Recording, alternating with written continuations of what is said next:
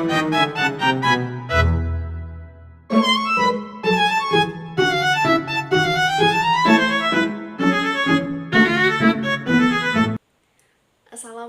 warahmatullahi wabarakatuh. Perkenalkan, nama saya Amanda Brilian dari kelas 1A dengan NIM 24031017. Di video kali ini, saya akan melakukan penyuluhan dengan tema stunting dan akan membahas mengenai tumbuh kembang anak, yaitu mengenai tanda-tanda stunting pada balita. Di sini, saya memiliki kasus yaitu Bu Mega tidak menyadari anaknya yang berusia 2,5 tahun memiliki tinggi badan jauh di bawah standar. Bu Mega belum menyadari bahwa anaknya yang berusia 2 tahun tidak mengalami peningkatan tinggi badan sesuai grafik pertumbuhan. Ia menganggap anaknya sehat karena tidak rewel dan aktif bermain. Berikut adalah videonya. Selamat menyaksikan. Iya, waalaikumsalam. Gimana, ada yang bisa dibantu? Oh, masuk dulu, monggo silakan masuk. Perkenalkan, saya Amanda Brilian. Saya dari Universitas Bamada yang akan melakukan penyuluhan mengenai stunting yang sudah saya dijadwalkan. Oh, nggih. Tapi stunting itu apa nggih, Mbak? Nanti saya jelaskan Oke. Ini adanya namanya siapa ya? Namanya Ayah. Umurnya berapa? 2 tahun. Saya bantu jelaskan dulu mengenai tumbuh kembang anak, lalu mengenal tanda-tanda stuntingnya Ibu. Sebelumnya Ibu sudah tahu mengenai stunting? belum. Sini stunting dan ada tumbuh kembang. Untuk stunting sendiri merupakan bentuk kegagalan pertumbuhan akibat ketidakcukupan nutrisi yang berlangsung dari dalam kandungan sampai 1000 hari pertama kehidupan. Selanjutnya ada tumbuh kembang. Apa Ibu mengerti mengenai tumbuh kembang? Tumbuh kembang? Nggak begitu ngerti ya, Mbak. Maksudnya piye, Mbak? Tumbuh kembang adalah pertambahan ukuran jumlah sel, jaringan intraseluler, struktur dan fungsi kemampuan tubuh yang lebih kompleks dalam kemampuan motorik kasar, motorik halus, bicara, berbahasa, dan sosial dan kemandirian Ibu. Oh iya. Untuk selanjutnya ada penyebabnya ya Bu. Di sini penyebabnya ada kurangnya asupan, adanya penyakit infeksi, kurangnya pengetahuan, lalu ada sanitasi dan hygiene yang buruk, lalu ada rendahnya pelayanan kesehatan. Saya izin menjelaskan mengenai poin-poin di sini ya Bu. Iya. Di sini ada kurangnya asupan makanan. Untuk kurangnya asupan makanan itu di mana tubuh anak tidak mendapatkan cukup energi dan zat gizi dibutuhkan untuk tumbuh dan kembang anak secara optimal. Iya. Seperti makan makanan yang di sini ya Bu, ada sayuran, ada ikan, susu, dan buah, lalu ada telur. Selanjutnya ada penyebabnya adanya penyakit infeksi, yaitu mengganggu penyerapan nutrisi, lalu menurunkan nafsu makan anak, menurunkan kebutuhan energi tubuh anak. Selanjutnya ada kurangnya pengetahuan, di mana kurangnya pengetahuan ini berdampak langsung pada cara merawat anak, memberi makan, dan menjaga kesehatannya ya Bu. Selanjutnya ada sanitasi dan hygiene yang buruk. Untuk sanitasi dan hygiene yang buruk menyebabkan mudahnya terkena penyakit seperti pada poin yang sebelumnya. Selanjutnya ada rendahnya pelayanan kesehatan. Rendahnya pelayanan membuat anak tidak mendapatkan perawatan, pencegahan, dan pemantauan gizi. Ibu, untuk pertumbuhan yang terhambat di sini anak lebih pendek dari anak seusianya. Lalu terlihat kurus atau lebih kecil. Tapi Tapi itu pengaruh keturunan enggak ya Mbak? Soalnya bapaknya kan juga nggak terlalu tinggi. Baik Ibu, nanti saya jelaskan Ibu Iya, mengenai iya. pencegahannya. Selanjutnya ada penurunan retensi memori. Jadi anak sulit mengingat atau lambat dalam belajar hal baru Ibu. Ya, ada perkembangan kognitif yang terhambat. Di sini di mana kecerdasan dan kemampuan berpikir anak itu lambat dan sulit berkembang Ibu. Selanjutnya ada gangguan perkembangan gigi, di mana gigi anak tumbuh terlambat atau tidak sesuai dengan usianya. Ada perkembangan motorik dan bicara yang lambat. Anak terlambat duduk, merangkak, berjalan, atau mulai berbicara lebih lambat dari usianya Ibu. Selanjutnya, saya akan menjelaskan mengenai pencegahannya Ibu. Di sini ada memberikan asupan nutrisi optimal pada ibu hamil dan bayi. Lalu ada pemberian ASI eksklusif, menciptakan lingkungan sehat dan mendukung. Lalu ada melibatkan semua pihak secara kolektif dan terintegrasi. Di sini saya akan menjelaskan Ibu. Baik Ibu, untuk yang pertama ada memberikan asupan gizi optimal pada ibu dan bayi. Asupan gizi yang cukup sejak masa kehamilan dan saat menyusui sangat penting Ibu untuk mencegah stunting.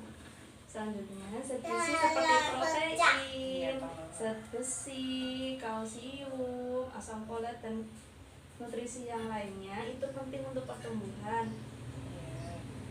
Selanjutnya ada pemberian ASI eksklusif. ASI eksklusif ini penting Ibu karena mengandung nutrisi lengkap sesuai kebutuhan dari bayi, melindungi dari infeksi, meningkatkan sistem kekebalan tubuh dari bayi. Selanjutnya ada menciptakan lingkungan sehat dan mendukung. Di sini di mana lingkungan yang sehat seperti rumah itu bisa bersih, air bersih, toilet layak, bebas asap rokok. Penting Ibu untuk mencegah penyakit yang bisa mengganggu pertumbuhan anak. Selanjutnya ada melibatkan semua pihak secara kolektif dan terintegrasi, di mana pihaknya tidak cukup hanya dilakukan sendiri oleh ibunya atau keluarga, tapi perlu kerjasama antara masyarakat, kader posyandu, petugas puskesmas dan pemerintah desa. Di sini agar semua anak mendapatkan informasi, bantuan gizi dan layanan kesehatan yang merata Ibu. Ibu, untuk adiknya itu tinggi dan berat badannya berapa Ibu? Oh, anak saya tingginya itu berapa ya Nak? Sekitar 75 cm. 75. Untuk beratnya? Beratnya 8 kilo. 8 kilo gitu. Iya. Jadi Ibu, untuk tingginya tadi kan 75 dan beratnya itu 8 kilo. Ya. Itu termasuknya di bawah normal Ibu. Oh iya Mbak. Normalnya pinten Mbak? Untuk normalnya, untuk yang perempuan itu 80 sampai 96,1 cm. Untuk beratnya adik itu harusnya 10 sampai 16 kilo. Jadi ini di bawah normal Ibu. Oh iya, kurang ya Mbak? Kurang 2 kilo ya Mbak? Untuk ASINya itu diberikan sampai usia berapa Ibu? Usia 4 bulan aja Mbak. Saya kan langsung kerja nih. Bapaknya kan kerjanya enggak mesti, jadi saya harus kerja. Setelah itu diberikannya apa Ibu? Gantinya ASI Mbak. Ya orang saya nitipnya sama si Mbak yang dikasihnya air teh, kalau enggak dikasihnya air putih dimasukkan dot. Kalau kadang ya dikasih susu yang murah loh Mbak, saya sambutnya yang murah aja. Ibu, untuk teh itu sebaiknya tidak diberikan lagi ya Oh, Bu? enggak boleh kan Mbak? Nggak boleh karena itu menurunkan zat besi dan menyebabkan anemia. Oh, kayak gitu toh, Mbak. Kalau Oh, untuk air putihnya boleh, tapi lebih baik susunya dibanyakan dulu daripada air putihnya untuk perkembangan anaknya. Baik Ibu, untuk MPASI-nya itu mulai umur berapa? umur kata Bu bidunya itu 6 bulan deh Mbak. Iya, saya ngasih banyak 6 bulan dikasih makanan. Kalau boleh tahu dikasih makannya apa Ibu? Dikasihnya yuk gedang ngono terus bubur. Bubur niku sih Mbak, bubur sayur. Oh gitu. Nah, esok-esok kan repot, nggak bisa masak Mbak. Jadinya beli bubur sayur. Sebenarnya boleh saja Ibu, tapi lebih baik memakan waktu untuk membuat bubur sendiri Ibu. Mana itu bisa dicampurkan dengan margarin, mentega, atau lemak-lemak lainnya seperti minyak sayur juga boleh Ibu. Oh, boleh toh Mbak? Boleh Ibu. Oh, nek wong tuane biyen kan ngomongnya nek bayi itu dikasih beningan Mbak. Itu boleh makan sayur Mbak. Sayur lodeh kados niku. Itu lebih baik Ibu. Oh. Jadi proteinnya itu membantu pertumbuhan dari anaknya tersebut Ibu. Oh, kayak gitu. Boleh dikasih lemak-lemak kados niku. Boleh. Coba saya coba masak kalau pagi-pagi ya Mbak. Dikasih minyak sayur ya Mbak. Ini dicampurkan atau mungkin kalau menggoreng telur minyaknya boleh dicampur sama buburnya itu. Iya Mbak, oh ini. Kalau saya masak 1 mangkok. Kalau untuk 1 mangkok itu menggunakan 1 sendok aja dicampurkan gitu. Oh, iya. Bisa ditambahkan untuk proteinnya bisa ikan gitu. Ikan kan di pasar kan harganya lumayan murah terjangkau gitu. Oh, ini. Jadi misalkan Udah harus daging atau ayam ya Mbak? itu ikan boleh. Iya. Ibu, saya nih untuk di rumah itu ada pihak keluarga yang merokok nggak dalam satu rumah itu? Wonten Mbak, itu bapak yang merokok.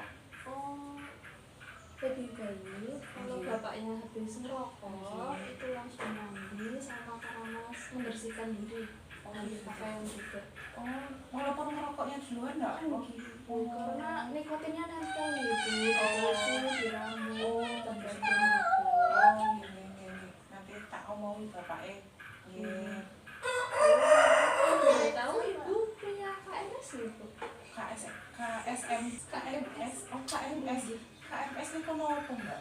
KMS itu kartu menuju sehat. Biasanya itu dari pihak posyandu. Oh, boten wonten Mbak, kula mboten nate teng posyandu. Jadi belum pernah ke posyandu Ibu. Jarang orang aku sibuk Mbak kerja. Jadi setelah ini diharapkan Ibu untuk ke posyandu Ibu kalau ada pihak dari puskesmas menyediakan itu kan kartunya untuk pemantauan tinggi dan tumbuh kembang anak. Itu biasanya kalau gizinya kurang dari pihak puskesmas atau posyandunya akan memberikan nutrisi tambahan, biasanya itu makanan atau susu. Oh, gitu. Alhamdulillah. Berarti saya Biar masalah itu bisa terserap, bisa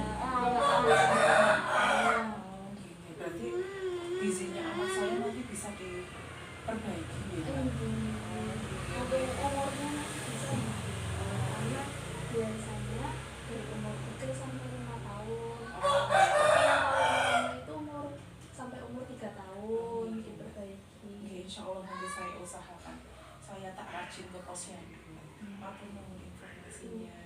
Kalau boleh tahu bisa disebutkan ulang nanti mengenai stunting itu. Stunting itu tadi yang berat badannya kurang sama tinggi badannya pendek gitu. Selanjutnya ada tanda gejala ini Bu. Tanda gejalanya ya anak-anaknya jadi tidak cerdas gitu. Terus anaknya buatan apa kurus terus pendek terus ini kok kena buatan salah. Selanjutnya ada tadi perbaikan untuk teh ASI atau makannya Ibu? Iya tadi pemberian ASI, terus nanti pemberian makanan yang tinggi protein dan tinggi lemak. Betul Terus sekali. bapaknya yang merokok harus membersihkan diri sebelum pegang anak nggih Mbak. Betul sekali. Terus harus rajin ke posyandu. Nggih. Baik Ibu, saya kira sudah cukup. Sampai ada yang ingin ditanyakan lagi? Ada secekap. Kalau gitu saya pamit Ibu. Nggih. Tapi sebelum itu saya bawakan kita Ibu untuk mengingatkan kembali yang sudah dijelaskan. Nggih, biar mboten lupa nggih Mbak. Nggih. Matur nuwun sangat sudah kesini jadi saya tambah ilmunya. Matur nuwun Mbak. Terima kasih kembali Ibu. Nggih. Kalau begitu saya pamit Ibu. Nggih, tunggu.